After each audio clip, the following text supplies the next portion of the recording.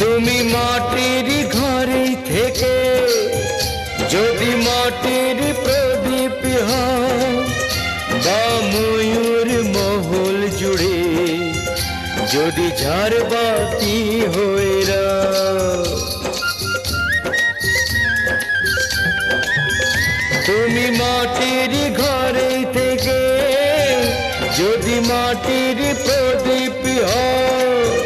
বা ময়ূর মহল জুড়ে যদি ঝাড়বাতি হয়ে রাও, তবু ছড়াতে গেলে